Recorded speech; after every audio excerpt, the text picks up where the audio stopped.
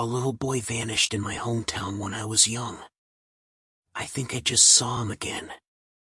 Most people have fond memories of Halloween. Not me. I couldn't enjoy it after I saw the boy, wearing the Power Ranger mask.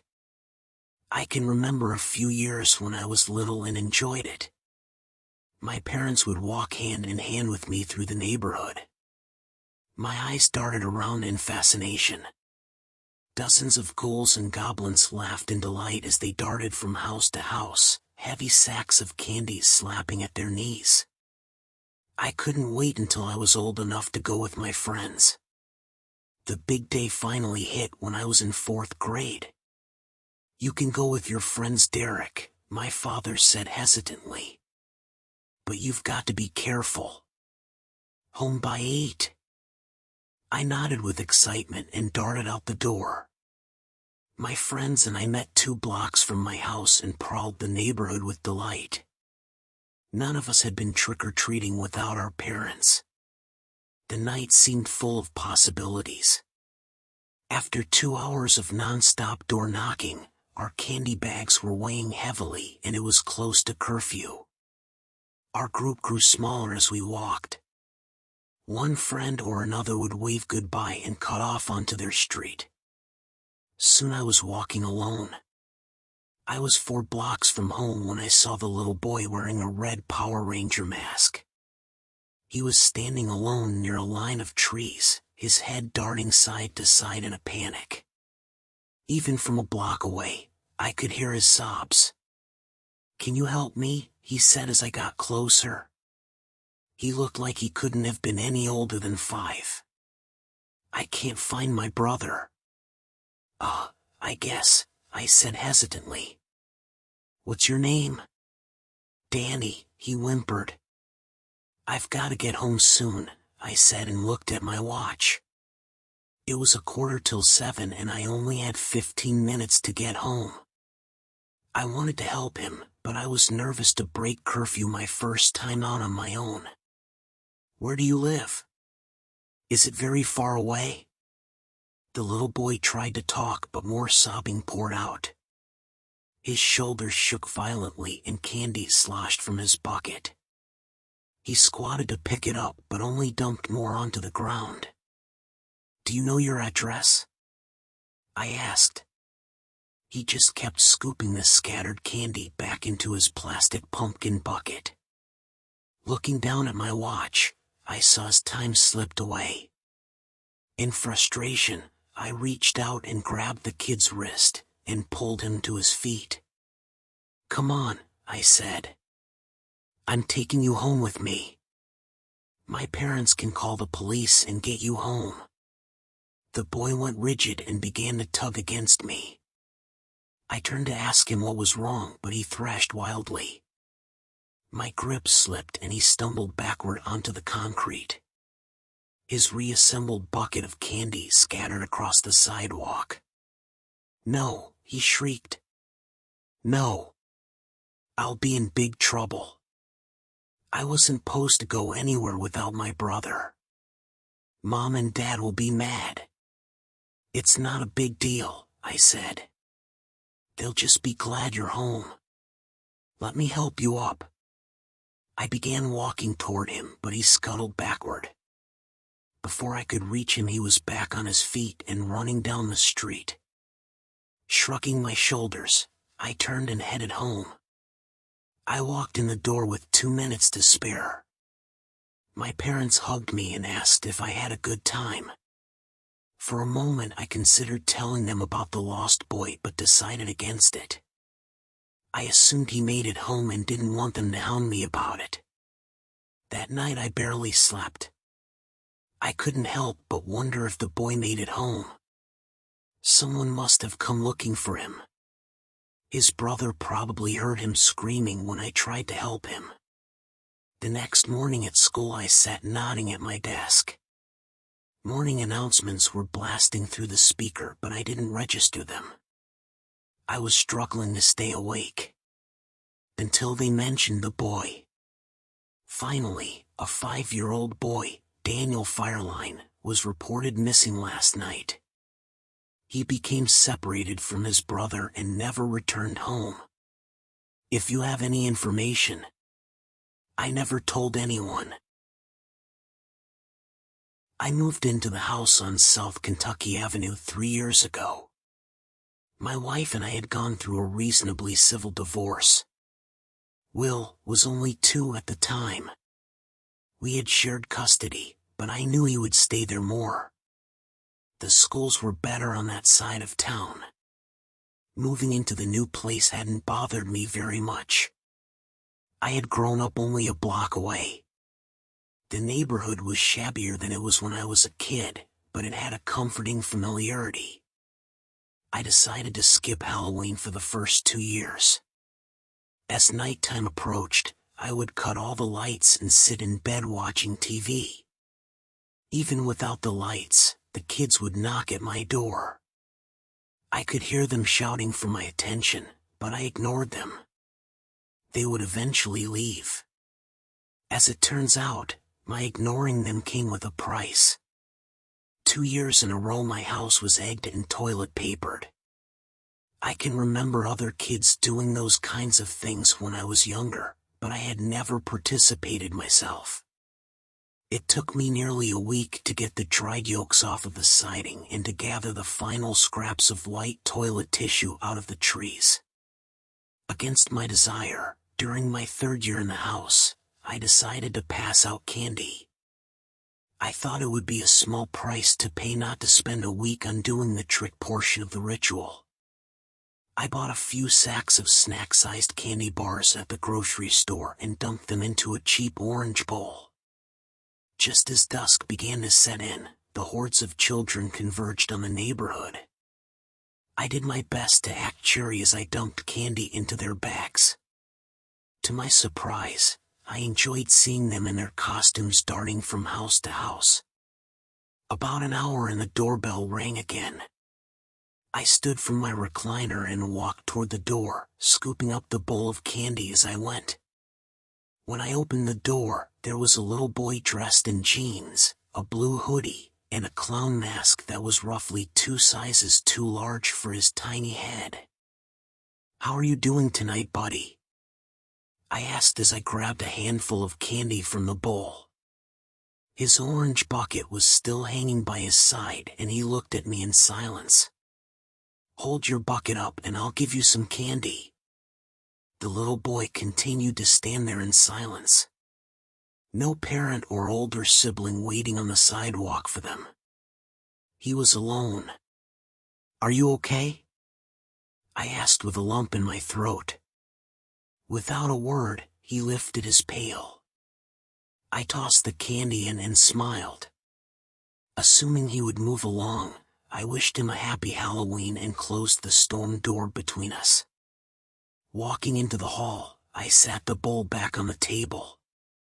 I was about to head back to the recliner when I saw the kid out of the corner of my eye. He was still standing on the porch, staring in through the storm door. A knot formed in my stomach. He stood rigid like a mannequin. I would have thought he was some cheap prop or decoration if I hadn't seen him move moments earlier. It was just a kid, but his unsettling presence sent chills up my spine. I headed to check on him when he suddenly turned and darted off of the porch. As he met the end of the walkway, he stumbled and dropped his bucket of candy. Concerned, I began to walk faster toward the door to help him. Before my hand hit the handle, he pushed himself up and darted down the block. Another half hour went by. A smattering of trick-or-treaters came and went. The crowd was beginning to thin. Some of the neighbors had turned off their porch lights and shut the doors. They must not have had the same fear of eggs and toilet paper that I had gained. Another ring of the doorbell and I headed to the door. Looking into the bowl, the candy was almost gone. There was probably only enough for about a dozen more kids and I was considering just splitting it up between these lucky kids and calling it a night. When I pulled the door open, a single child stood outside. A rubber pirate mask with an eye patch and a fake gold earring looked back at me. I laughed at how comically large it was on the little kid. "Happy Halloween," I exclaimed as I gathered up some candy from the bowl. The child stood like a statue, hands at his side. That's when I noticed the plastic orange bucket at his side, rubbing against a pair of blue jeans. Then the blue sweatshirt. It was the same kid as earlier. "Hey buddy," I said with irritation. "Weren't you here earlier? I'll give you a little more candy, but this is the last time." I tossed the candy in and it pelted the bottom of the empty bucket. That late into the night, he should have been overflowing with candy. It was like he hadn't been to any other houses after he fell on the sidewalk, dumping his stash. Unlike the time before, he turned to leave. I expected him to break into a run, but he walked calmly to the end of the block and around the corner. Out of sight. Something felt off. I ran out of candy at about 8 that night, so I turned off the porch light and headed into the living room to watch television. It hadn't been the miserable experience I expected, but the strange kid still rattled around in my mind. Occasionally I would glance out the window to watch as the costumed children marched down the street. Clusters of them still darted to houses with illuminated porch lights. Their buckets were overflowing and they chattered like magpies. During a commercial, I pushed myself out of the recliner and headed toward the kitchen. As I was about to exit the living room into the hallway, I heard a tapping on the window. When I turned to look, there was only the briefest glimpse of a silhouette darting out of view. I walked to the window to catch a glimpse of the prankster, but when I arrived, they were nowhere in sight. As I looked out, I heard a knock at the door. I sighed in exasperation. "No porch light on Halloween" was the international sign for no more candy. I had played my part most of that night, but I started to worry that turning kids away would result in the third year of egg-covered siding and toilet paper-filled trees. Trudging to the front door, I loudly exclaimed, "Sorry, kids. No more candy. I ran out about a half hour ago. Sorry." I turned the knob and opened the door. There was no one on the porch.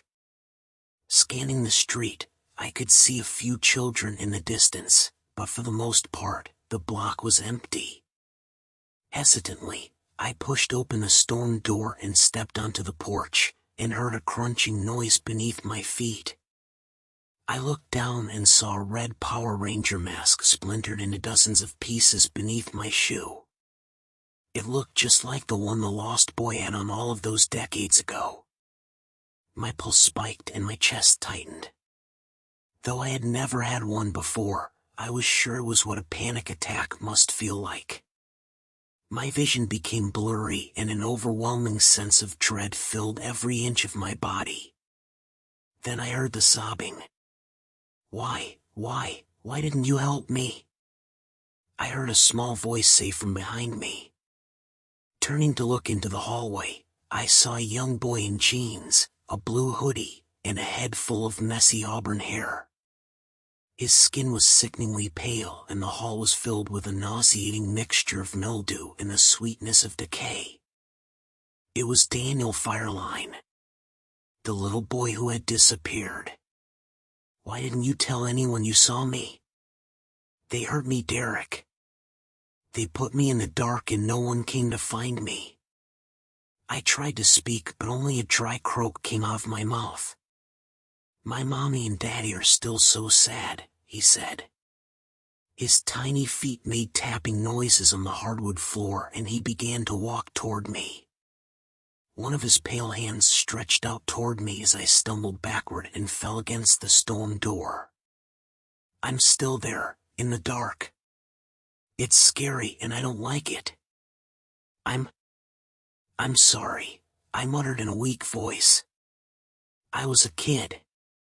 I tried to help, but you ran. I thought you'd make it home. He continued walking slowly toward me, hand outstretched. Tears ran down his pale skin, leaving streaks in the dirt smeared on his cheeks. His eyes were milky white, filled with rage and fear. What can I do? I screamed. Please. Let me make it right.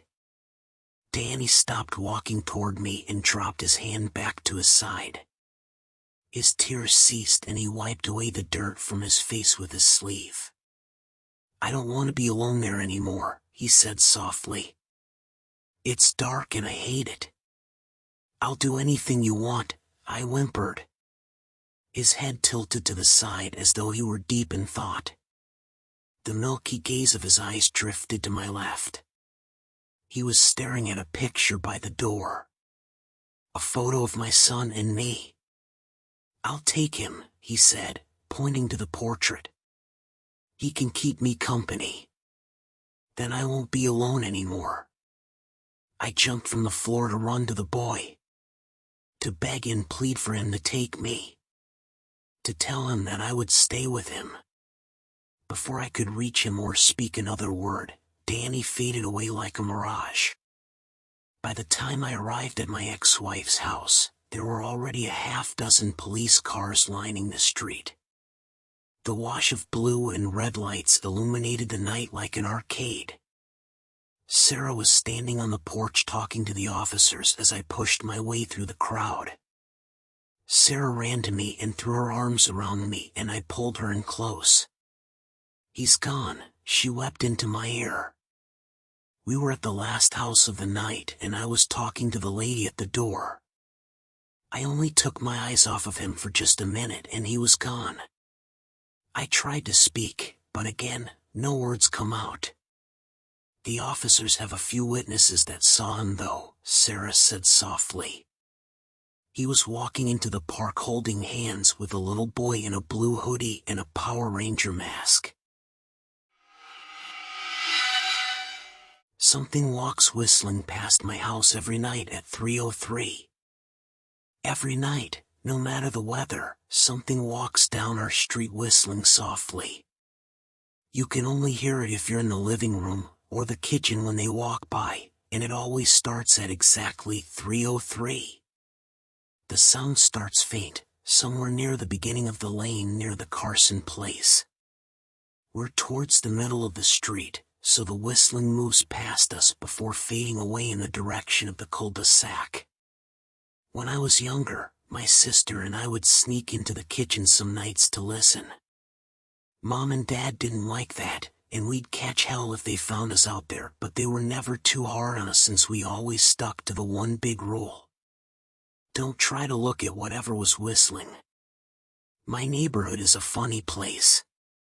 I've lived here since I was 6, and I love it.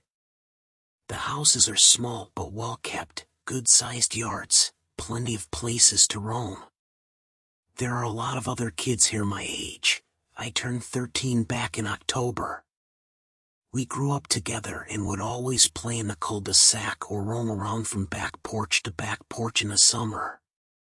This was a good place to grow up. I'm old enough to see it. And there's only the two strange things here, the night whistling and the good luck.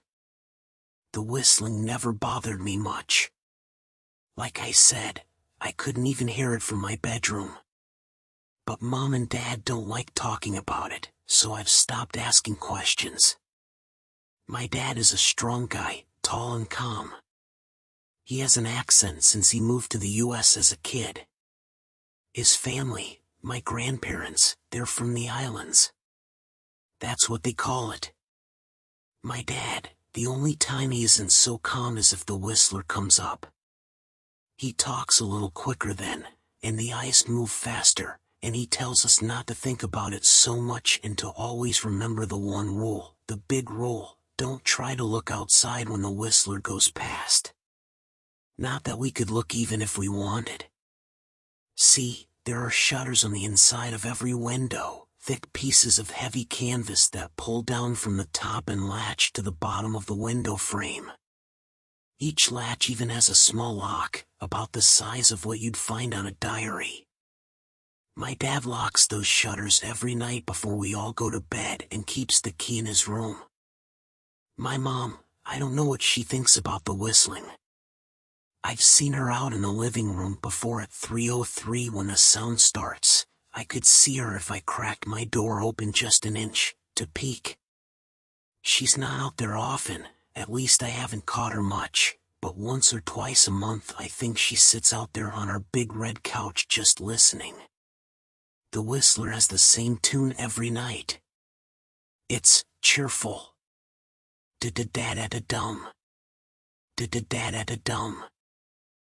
Remember how I said there are two odd things about where I live? Well, besides our night whistler, everyone in my neighborhood is really lucky. It's hard to explain, and Dad doesn't like us talking about this part much either, but good things just seem to happen to people around here a lot.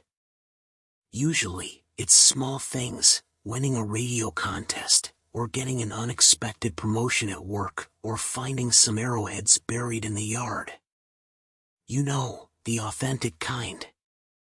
The weather is pretty good and there's no crime and everybody's gardens bloom extra bright in the fall. A million little blessings, I've heard my mom say about living here. But the main reason we stay here, why we moved here in the first place, is my sister Nola. She was born very sick, something with her lungs. We couldn't even bring her home when she was born, only visit her in the hospital. She was so small, I remember, small even compared to the other babies. A machine had to breathe for her. We moved into our house here to be closer to the hospital. As soon as we moved here, Nola started getting better. The doctors couldn't figure it out, they chalked it up to whatever they were doing, but we all could tell they were confused. But my parents knew, even I knew, that Nola getting better was just another of the million little blessings we got for living in our neighborhood. Not everyone dies, I heard the head of the committee tell my dad. But the life goes out of 'em. Even if they live, there's no light in them ever again, no presence. My mom, I could tell she wasn't taking it seriously. She kept asking if this was some prank they play on new neighbors. At one point my mom got angry, accused the committee of trying to scare us out of our new home, asked them if they were racist on account of my dad being from the islands. My dad calmed her down, told her he could tell our new neighbors were sincere and they were just trying to help us. He explained that he grew up hearing these kinds of stories from his mom and that he knew there were strange things that walked among us. Some of those strange things were good and some were bad, but most were just different. After the committee left, Dad went out to the hardware store, bought the canvas blinds, the latches, and the locks, and installed them on every window in the house after dinner. That first night in our new house, I crept out of my room at 3 a.m., only to find my dad awake sitting on the living room couch, holding my baby sister. My dad held up his finger to tell me to be quiet, but patted the couch next to him. I sat and we waited. At exactly 3:03 we heard the whistling. Da-da-da-da-da-dum. Da-da-da-da-da-dum. It came and it went, just like our neighbors said.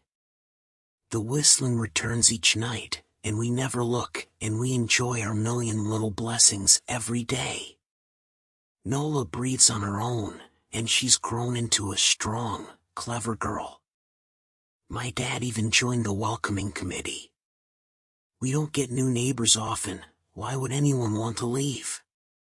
But when a new family moves in, my dad and the committee bring them macaroni casserole, a gift basket, and a manila folder. I can always tell by the look on my dad's face when he comes back if the family took the committee seriously, or if we'd be getting new neighbors again very soon. Not long ago a family moved in directly next to us. The previous owner, Miss Maddie, passed away at age 105. She'd lived a good, long life. Our new neighbors seemed like they'd fit in just fine. They believed the welcoming committee, took my dad's advice about the locking shutters since they had a young child of their own. Whatever newspaper clippings were in that manila envelope, whatever evidence, my dad never let us see. But I imagine it must have been awfully convincing since our neighbors got along with no issues for the first month.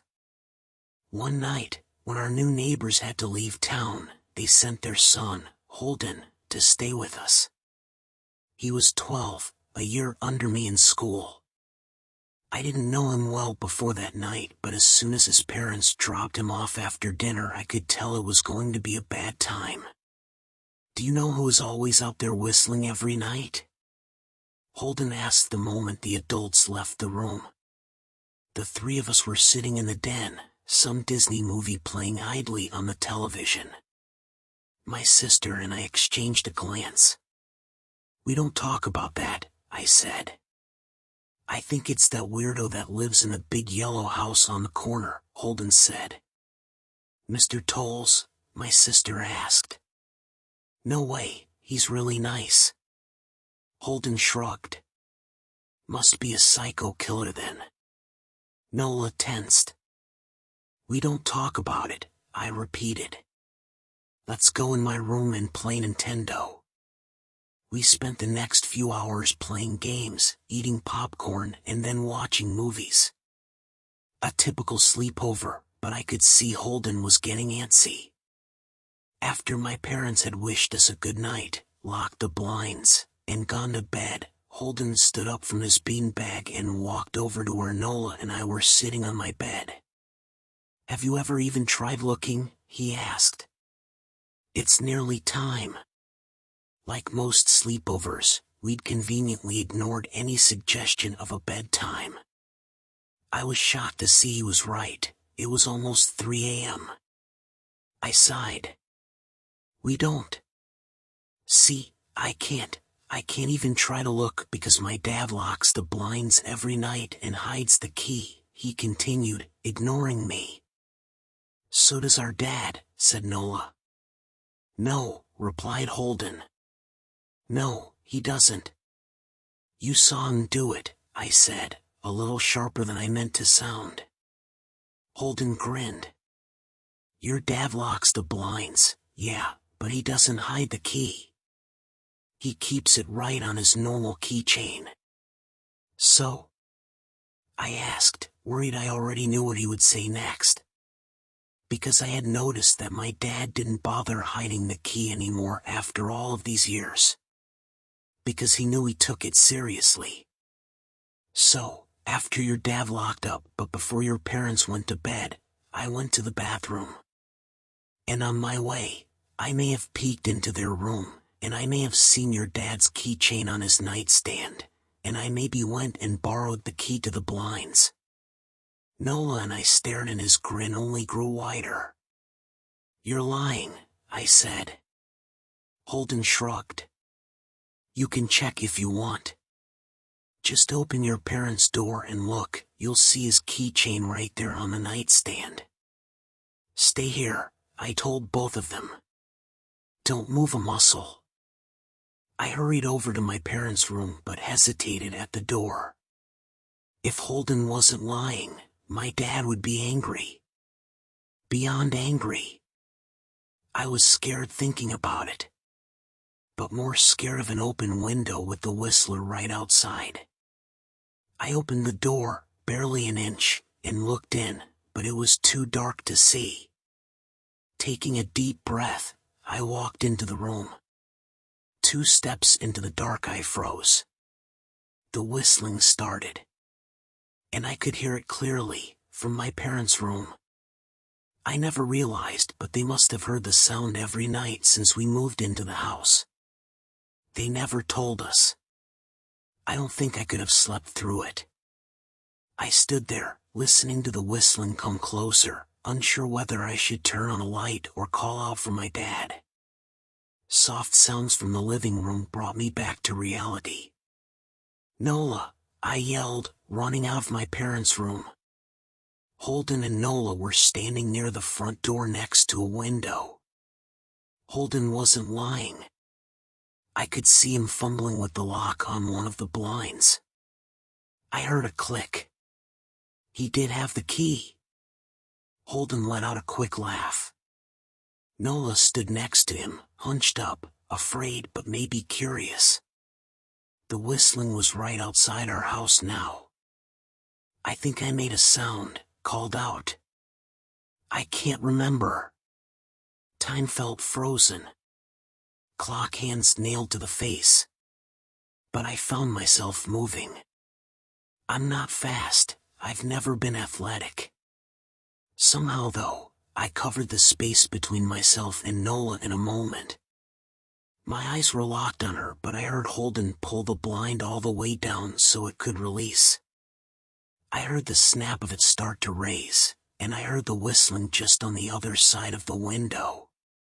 But I had my arms around Nola and I turned her so she was facing away from the window.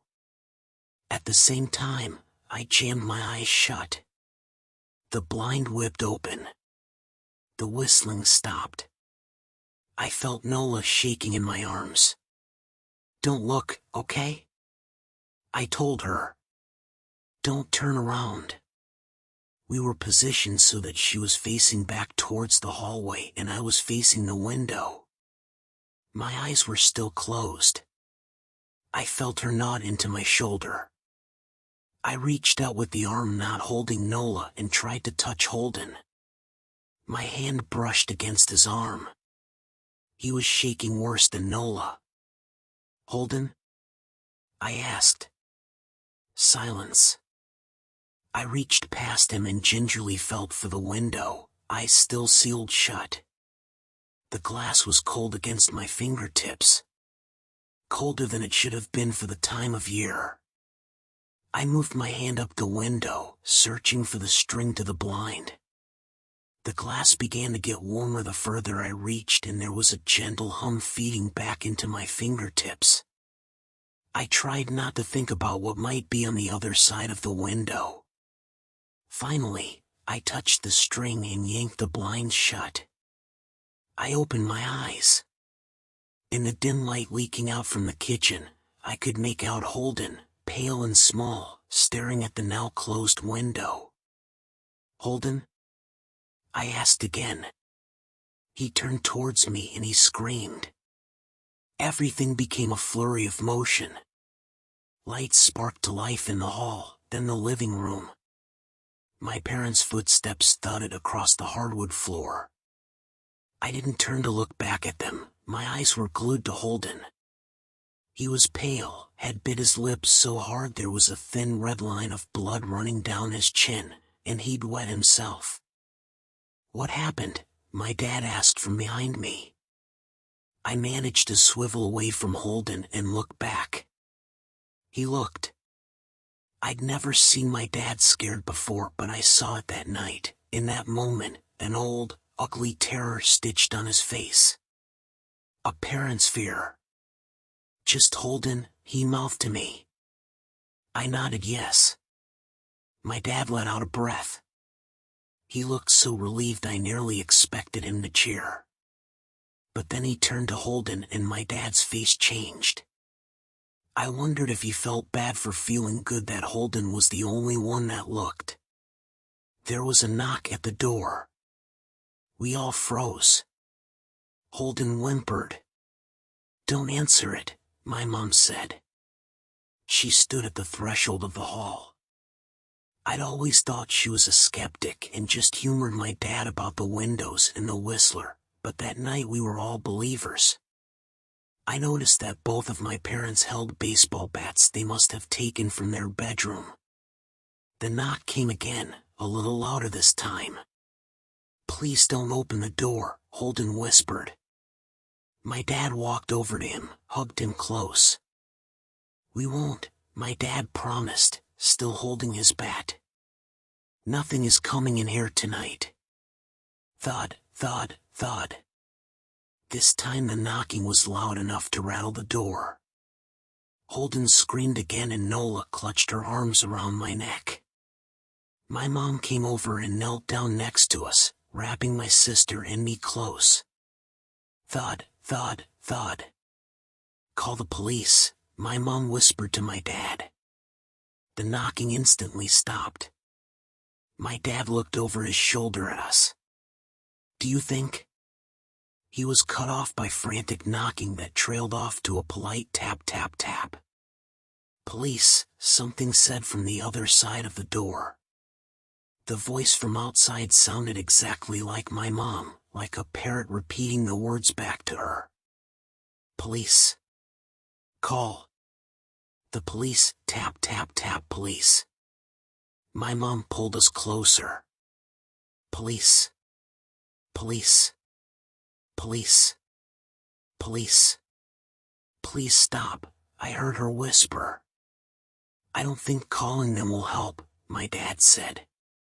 How will we know when they're the ones at the door? The knocking came back harder than before. The door shook. Then it stopped. After a long moment, I heard the knocking again, but it was coming from our back door. We all turned together towards the back door, but the knocking immediately returned to the front door. Front to back, back to front, loud then quiet then loud again. Suddenly, the sound was coming from both doors at once, big, heavy blows like a sledgehammer. Then something started rapping against all of the windows in the house, then the walls. It was like we were living inside a drum with a dozen people trying to play at once. Or we were a turtle and something was attempting to claw us out of our shell. Stop! Holden yelled. The knocking died. I won't tell, Holden said, staring at the door. I promise I won't tell anyone what I saw. Just please go away. We waited for nearly a minute. Then we heard it, a soft tap tap tap coming from the window Holden had looked through earlier.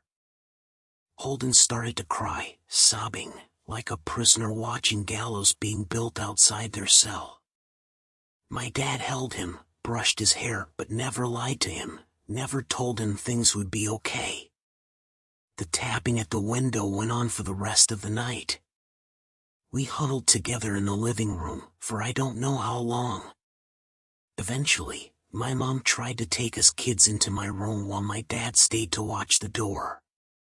But the second we moved into my bedroom, the knocking came back, so loud it was possible to ignore.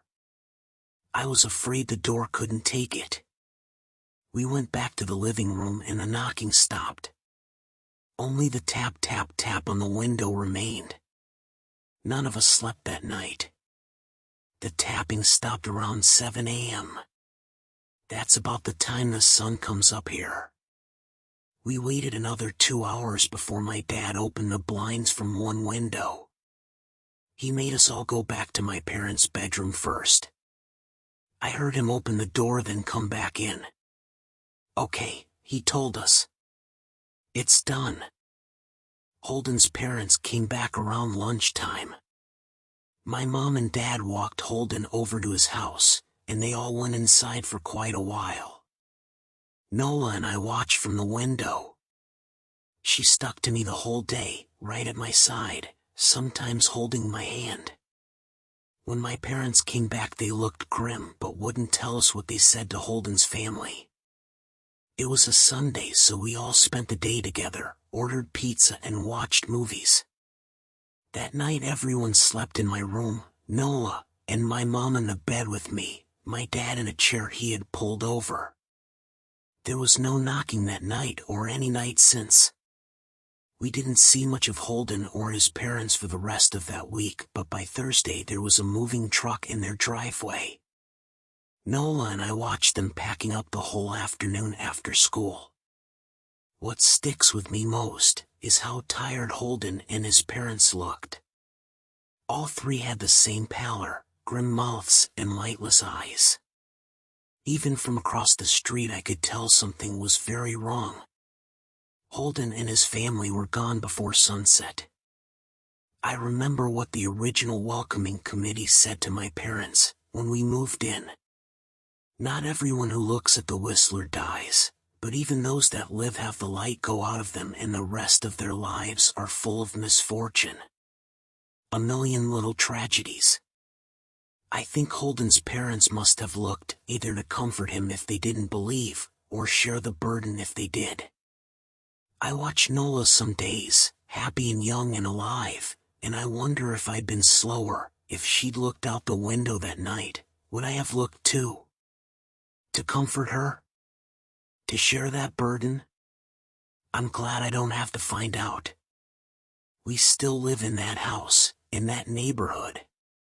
We still hear our Whistler walking past every night. The blessings, the luck, the good things here are too good to leave.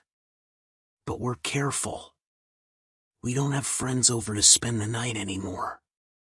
And my dad hides the key to the blinds, very, very well. Not that I've gone looking. Some things you just don't need to look for.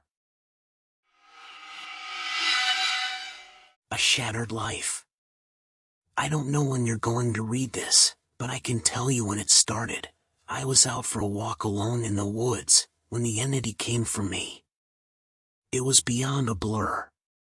It was, for lack of a better term, absence of meaning. Where it hid, there were no trees. Where it crept closer, there was no grass. Through the arc it leapt at me, there was no breeze of motion. There was nowhere at all. As it struck, I felt the distinct sensation of claws puncturing me somewhere unseen. Somewhere I'd never felt before. My hands, arms, legs, and torso seemed fine and I wasn't bleeding, but I knew I'd been injured somehow. As I fearfully ran back home, I could tell that I was less. I was vaguely tired, and it was hard to focus at times.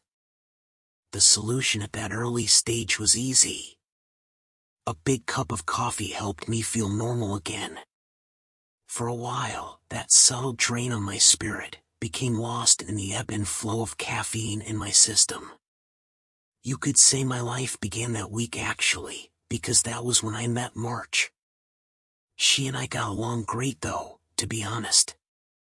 I'm pretty sure I fell in love with her over the phone before we even met. It was almost as if the strong emotions of that first week made the entity fight back.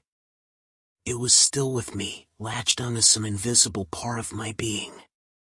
The first few incidents were minor, and I hardly worried about them.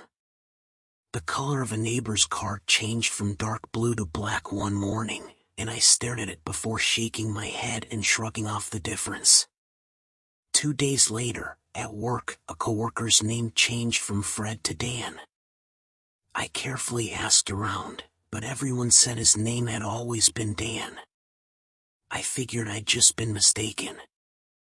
Then, as ridiculous as this sounds, I was peeing in my bathroom at home when I suddenly found myself on a random street. I was still in my pajamas, pants down, and urinating. But now in full view of a dozen people at a bus stop. Horrified, I pulled up my clothes and ran, before someone called the cops. I did manage to get home, but the experience forced me to admit that I was still in danger. The entity was doing something to me, and I didn't understand how to fight back. Marsh showed up that evening, but she had her own key. "Hey," I asked her with confusion. "How'd you get a key?" She just laughed. "You're cute. Are you sure you're okay with this?" She opened a door and entered a room full of boxes. I know living together is a big step, especially when we've only been dating 3 months. Living together? I'd literally just met her the week before. Thing was, my mother had always called me a smart cookie for a reason. I knew when to shut my yap. Instead of causing a scene, I told her everything was fine, and then I went straight to my room and began investigating. My things were just as I had left them, with no sign of a 3-month gap in habitation, but I did find something out of the ordinary: the date. I shivered angrily as I processed the truth. The entity had eaten 3 months of my life. What the hell was I facing? What kind of creature could consume pieces of one's soul like that?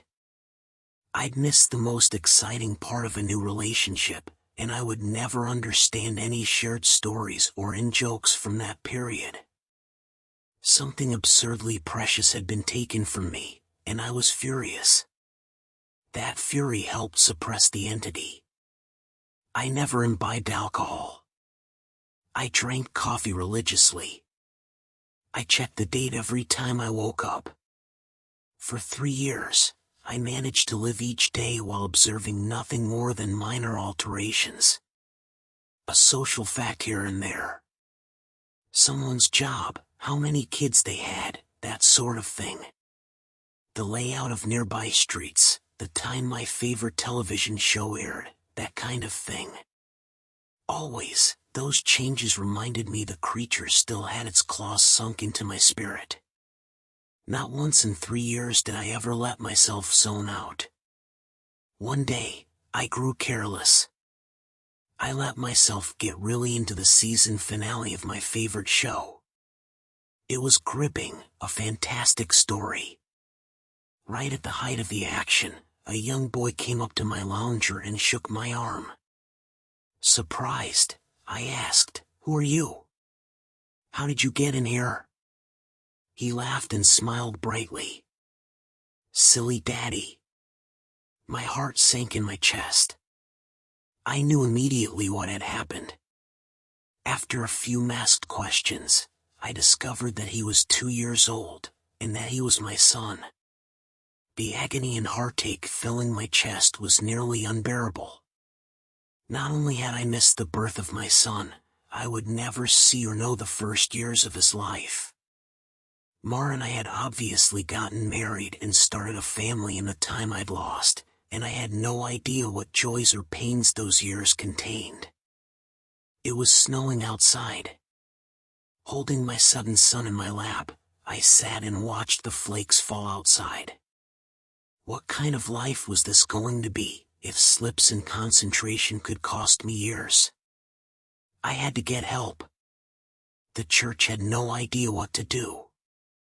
The priests didn't believe me, and told me I had a health issue, rather than some sort of possession. The doctors didn't have any clue. Nothing showed up on all their scans and tests, but they happily took my money in return for nothing. By the time I ran out of options, I decided to tell Mar. There was no way to know what this all looked like from her side. What was I like when I wasn't there? Did I still take our son to school? Did I still do my job? Clearly, I did, because she seemed to be none the wiser, but I still had a horrible feeling that something must have been missing in her life when I wasn't actually home inside my own head. But the night I set up a nice dinner in preparation, she arrived not by unlocking the front door, but by knocking on it. I answered, and found that she was in a nice dress. She was happily surprised by the settings on the table. A fancy dinner for a second date? I knew you were sweet on me. Thank the Lord I knew when to keep my mouth shut. If I'd gone on about being married and having a son, she might have run for the hills. Instead, I took her coat and sat down for our second date. Through carefully crafted questions, I managed to deduce the truth. This really was our second date. She saw relief and happiness in me, but interpreted that as dating jitters. I was just excited to realize that the entity wasn't necessarily eating whole portions of my life. The symptoms, as I was beginning to understand them, were more like the consequences of a shattered soul. The creature had wounded me, broken me into pieces. Perhaps I was to live my life out of order, but at least I would actually get to live it. And so it went for a few years, from my perspective. While minor changes in politics or geography would happen daily, major shifts in my mental location only happened every couple months. When I found myself in a new place and time in my life, I just shut up and listened, making sure to get the lay of the land before doing anything to avoid making mistakes. On the farthest flung leap yet, I met my 6-year-old grandson, and I asked him what he wanted to be when he grew up. He said, writer. I told him that was a fine idea. Then, I was back in month 2 of my relationship with Mar, and I had the best night with her, on the riverfront. When I say the best, I mean the best. Knowing how special she would become to me, I asked her to move in. I got to live through what I'd missed the first go-around, and I came to understand that I was never mentally absent. I would always be there, eventually. When we were moving our boxes in, she stopped for a moment and said she marveled at my great love, as if I'd known her for a lifetime, and never once doubted she was the one. That was the first time I'd truly laughed freely and wholeheartedly since the entity had wounded me. She was right about my love for her, but for exactly the reason she'd considered a silly romantic analogy. I had known her my whole life, and I'd come to terms with my situation and found peace with it. It wasn't so bad to have sneak peeks at all the best parts ahead. But of course I wouldn't be writing this if it hadn't gotten worse. The entity was still with me. It had not wounded me and departed like I'd wanted to believe.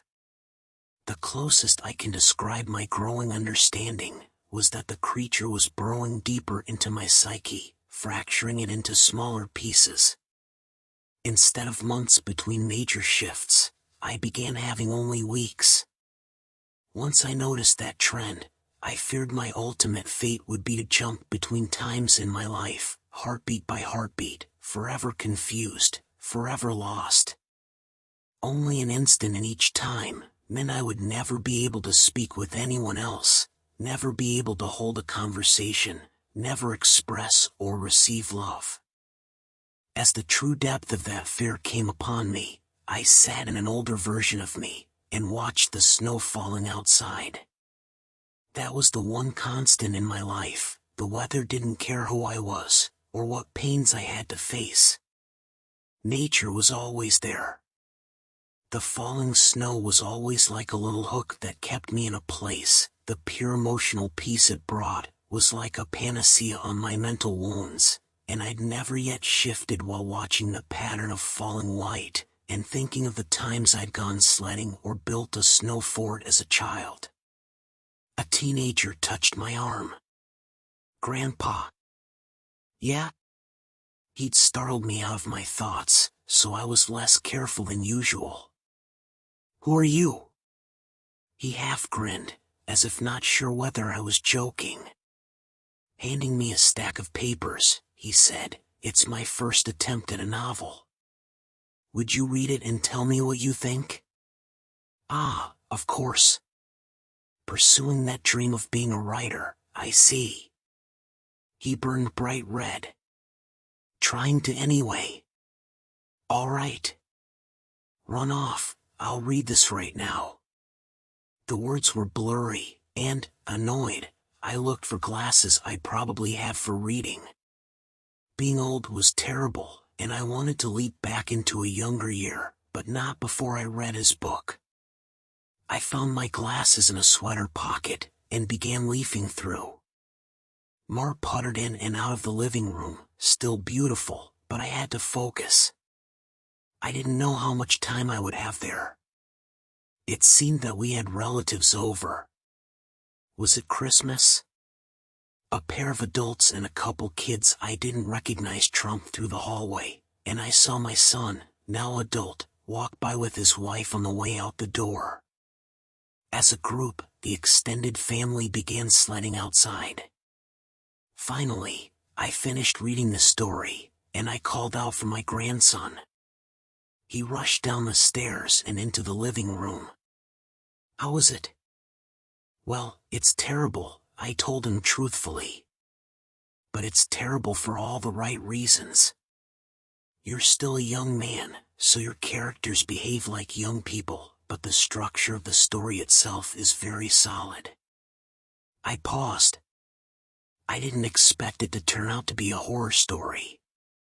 He nodded. It's a reflection of the times. Expectations for the future are dismal, not hopeful like they used to be. You're far too young to be aware like that, I told him. An idea occurred to me.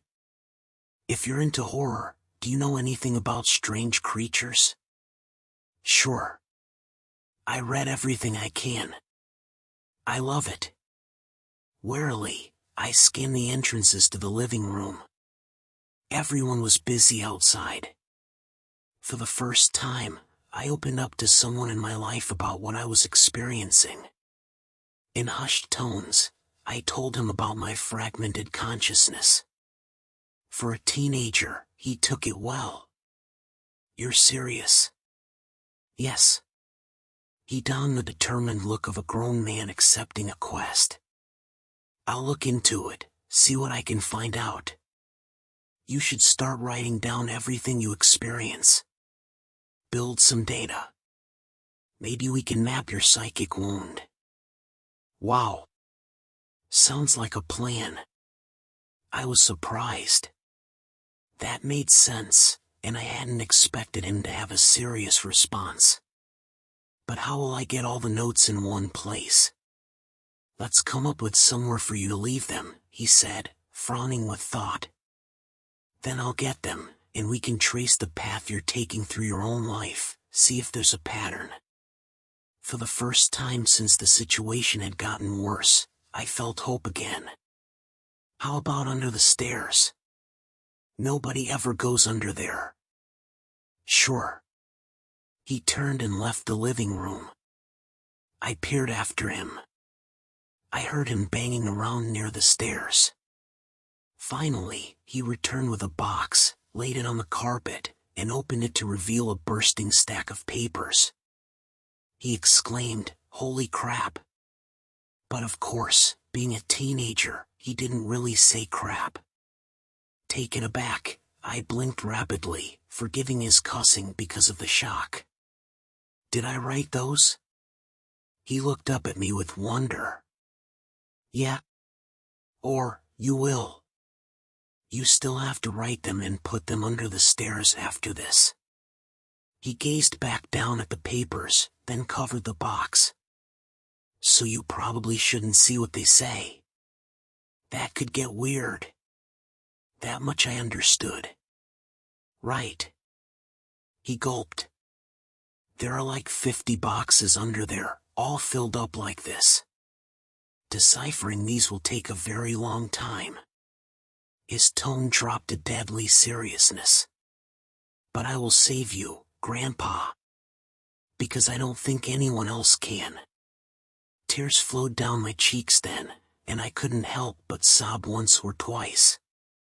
I hadn't realized how lonely I'd become in my shifting prison of awareness until I finally had someone who understood. Thank you. Thank you so much. And then I was young again, and at work on a random Tuesday. Once the sadness and relief faded, anger and determination replaced them. After I finished my work, I grabbed some paper and began writing. While the weeks shifted around me, while those weeks became days, and then hours, I wrote every single spare moment about when and where I thought I was. I put them under the stairs out of order. My first box was actually the 30th, and my last box was the 1st. Once I had over 50 boxes written from my perspective, and once my shifting became a matter of minutes, I knew it was up to my grandson to take it from there. I put my head down and stopped looking.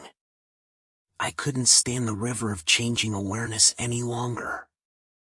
Names and places and dates and jobs and colors and people were all wrong and different. I'd never been older. I sat watching the snow fall. A man of at least 30 that I vaguely recognized entered the room. Come on, I think I finally figured it out. I was so frail that moving was painful. Are you him? Are you my grandson? Yes. He took me to a room filled with strange equipment and sat me in a rubber chair facing a large mirror twice the height of a man. The pattern finally revealed itself. How long have you worked on this? I asked him, aghast. Tell me you didn't miss your life like I'm missing mine. His expression was both stone-cold and furiously resolute. It'll be worth it.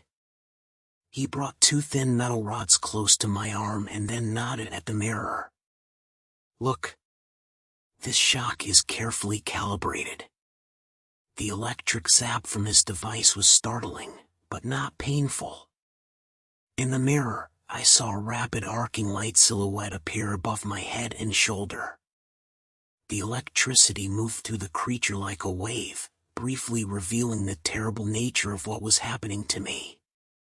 A bulging leech-like mouth was wrapped around the back of my head, coming down to my eyebrows and touching each ear, and its slug-like body ran over my shoulder and into my very soul. It was a parasite. And it was feeding on my mind. My now adult grandson held my hand as I took in the horror. After a moment, he asked, removing it is going to hurt very badly. Are you up for this? Fearful, I asked, is Mar here? His face softened. No. Not for a few years now. I could tell from his reaction what had happened, but I didn't want it to be true. How? We have this conversation a lot, he responded. Are you sure you want to know? It never makes you feel better. Tears brimmed in my eyes. Then I don't care if it hurts, or if I die. I don't want to stay in a time where she's not alive. He made a sympathetic noise of understanding and then returned to his machines to hook several wires, diodes, and other bits of technology to my limbs and forehead. While he did so, he talked. I've worked for 2 decades to figure this out, and I've had a ton of help from other researchers of the occult. This parasite doesn't technically exist in our plane. It's one of the lesser spawns of SS, and it feeds on the plexus of mind, soul, and quantum consciousness and reality. When details like names and colors of objects changed, you weren't going crazy. The web of your existence was merely losing strands as the creature ate its way through you. I didn't fully understand. I looked up in confusion as he placed a circlet of electronics, like a crown on my head, in exact line with where the parasite's mouth had ringed me. What's SS? He paused his work and grew pale. I forgot that you wouldn't know. You're lucky, believe me. After a deep breath, he began moving again, and placed his fingers near a few switches. Ready? This is carefully tuned to make your nervous system extremely unappetizing to the parasite, but it's basically electroshock therapy. I could still see Mar's smile. Even though she was dead, I'd just been with her moments ago. Do it. The click of a switch echoed in my ears, and I almost laughed at how mild the electricity was. It didn't feel like anything, at least at first. Then, I saw the mirror shaking, and my body within that image convulsing. Oh, no, it did hurt. Nothing had ever been more painful. It was just so excruciating that my mind hadn't been able to immediately process it. As my vision shook and fire burned in every nerve in my body, I could see the reflected trembling light silhouette of the parasite on my head as it writhed in agony equal to mine. It had claws. 6 clawed, lizard-like limbs under its leech-like body, and it cut into me in an attempt to stay latched on. The electricity made my memories flare. Mar's smile was foremost, lit brightly in front of a warm fire as the snow fell past the window behind her. The edges of that memory began lining up, and I realized that my life was one continuous stretch of experience. It was only the awareness of it that had been fragmented by that feasting evil on my back. I'd never managed to be there for the birth of my son. I'd jumped around it a dozen times, but never actually lived it. For the first time, I got to hold Mara's hand and be there for her. No. No. That moment had shifted seamlessly into holding her hand as she lay in a hospital bed for a very different reason. Not this.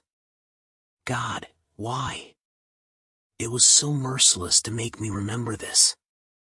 I broke down in tears as nurses rushed into the room. I didn't want to know. I didn't want to experience it. I'd seen all the good parts, but I hadn't wanted the worst part, the inevitable end that all would one day face. It wasn't worth it. It was tainted. All that joy was given back 10,000-fold as pain. The fire in my body and in my brain surged to sheer white torture, and I screamed. My scream faded into a surprised shout as the machines, electricity, and chair faded away. Snow was no longer falling around my life. I was out in the woods on a bright summer day. Oh God! I turned to see the creature approaching me. It was the same absence of meaning, the same blank on reality. It crept forward, just like before, but this time, it hissed and turned away. I stood, astounded at being young again and freed from the parasite. My grandson had actually done it. He'd made me an unappetizing meal, so the predator of mind and soul had moved on in search of a different snack. I returned home in a daze. And while I was sitting there processing all that had happened, the phone rang. I looked at it in awe and sadness. I knew who it was. It was Marjorie, calling for the first time for some trivial reason she'd admit 30 years later was made up just to talk to me. But all I could see was her lying in that hospital bed dying. It was going to end in unspeakable pain and loneliness. I would become an old man, left to sit by myself in an empty house, his soulmate gone long before him. At the end of it all, the only thing I would have left, sitting and watching the falling snow. But now, thanks to my grandson, I would also have my memories. It would be a wild ride, no matter how it ended. On a sudden impulse, I picked up the phone. With a smile, I asked, "Hey, who's this?" Even though I already knew. Thank you for joining me. If you enjoyed these stories, please subscribe and hit the like button. I will see you next time on The Dark Side of My Room.